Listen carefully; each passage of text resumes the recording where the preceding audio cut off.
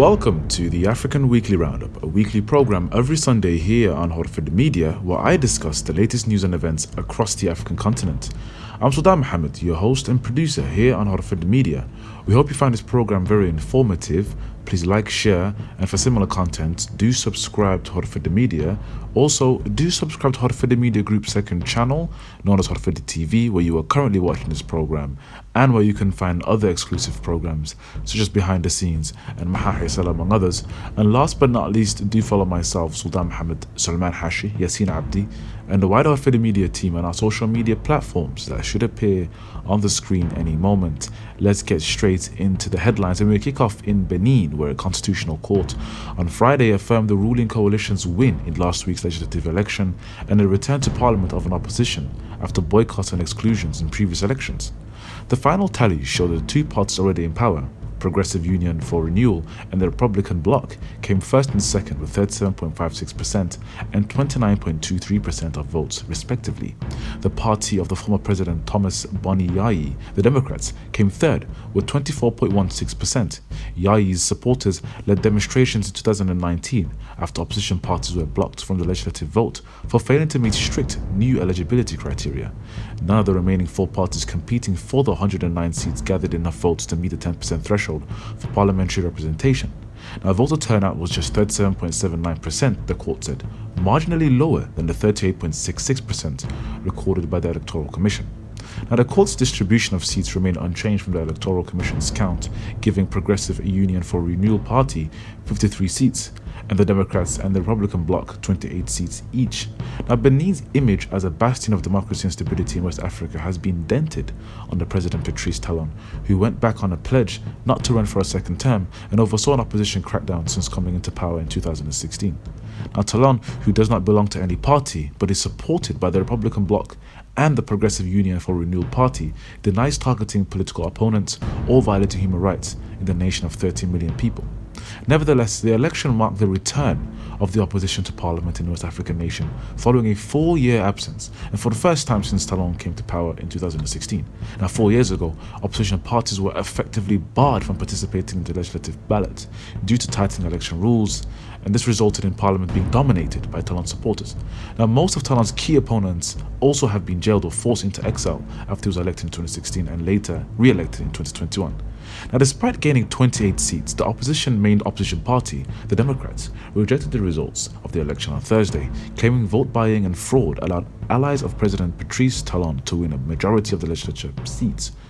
In an early Thursday press conference, Democratic Party leader denounced the flagrant ballot box stuffing, as he described it, rigging and vote buying by the two pro-government parties without providing immediate evidence for these claims. The Democrat Party rejects the results, which does not reflect the will of the people to make our party the first political force in our country, he said. Now, indeed, Sunday's vote was marred by deadly clashes in opposition stronghold, historic low turnout, and an internet blackout, rare events in Benin. For the Democrats, gained seats are in preparation for the 2026 presidential elections, when candidates will need lawmaker support to be registered.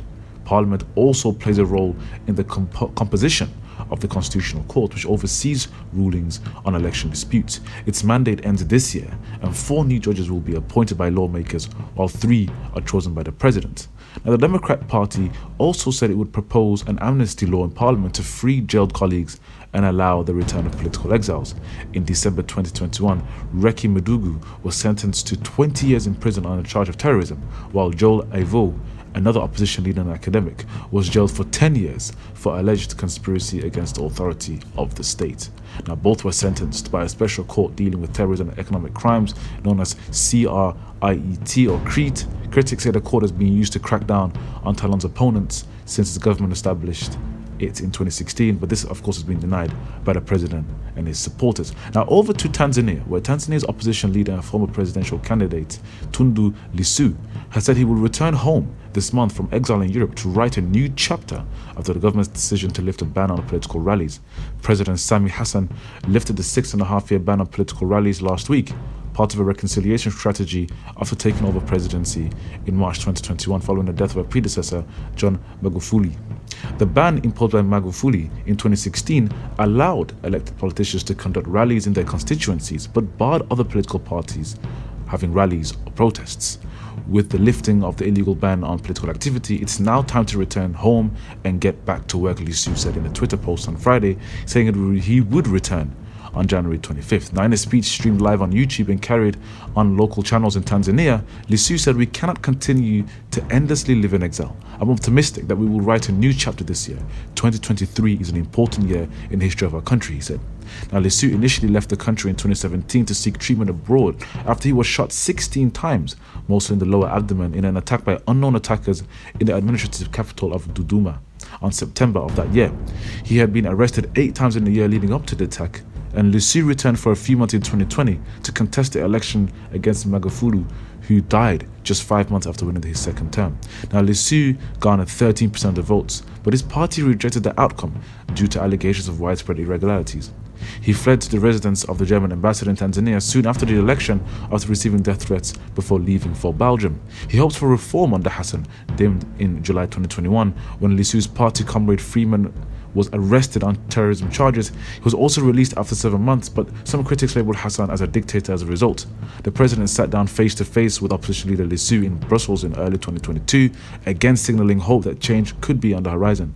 Now, since taking power, Hassan has reversed some of Magufuli's most controversial policies, including lifting a ban on 4 newspapers and promised reform long demanded by the opposition. Now, over to the Congo, where at least 5 people were killed and 15 wounded in a suspected Islamist militant bomb attack during a Sunday service at a Protestant church in the eastern Congolese city of Kasindi, on the border with Uganda, the military said.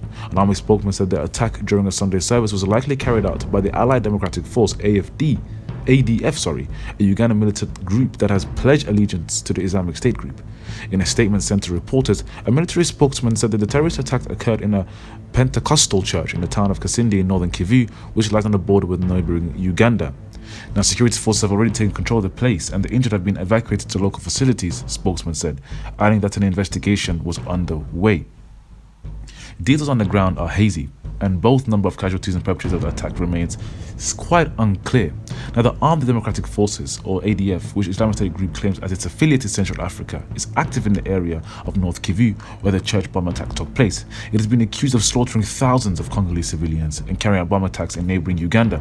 A joint Ugandan-Congolese military operation has targeted the ADF in northern Kivu and neighboring Ituri provinces since it's launched in November 2021.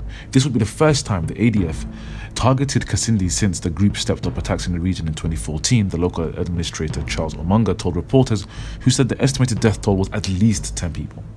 Now, as the de-escalation of tensions in the Tigray region continues in northern Ethiopia, forces from Ethiopia's Amhara region, who fought in support of the federal troops during the 2-year civil war in neighboring Tigray, have withdrawn in line with an African Union-backed ceasefire, the army says. The Amhara Regional Special Force, which was in a national mission along with the ENDF, or the Ethiopian National Defense Forces, has withdrawn from the area as per the deal, the Ethiopian National Defense Force said in a statement late on Thursday. The withdrawal is a key step towards implementing the agreement reached on November 2nd. Another key component is the disarmament of Tigrayan rebel forces, who began to hand over their heavy weapons on Wednesday. The agreement was signed by Ethiopia's federal government and the Tigray People Liberation Front, a party that dominates the region politically and militarily, but has been considered in opposition by the government. Now, the restoration of basic services in Tigray, resumption of humanitarian aid, and withdrawal of troops from neighboring Eritrea, who fought alongside Ethiopia's army, are central to the deal. Now, Eritrean soldiers began to pull out of several important towns in Tigray late last month. However, they have not left those towns entirely, some residents say, and it's not clear whether they intend to leave anytime soon. Now, Eritrea, which is not part of the truce, has declined to directly comment to the media on the time frame of the withdrawal of their troops. However, the Eritrean Information Minister has stated publicly that all actions concerning the withdrawal of its troops are coordinated with Addis Ababa and the Ethiopian federal government. Now, Tigrayan rebel forces this week began handing their heavy weapons in the town of Agule, about 30 kilometers northeast of the regional capital Mekelle, in a move overseen by a monitoring team made up of members of the two sides and a regional body, the Intergovernmental Authority on Development, or IGAD. Now finally over to Uganda, where Kampala has declared the end of a nearly 4-month Ebola outbreak.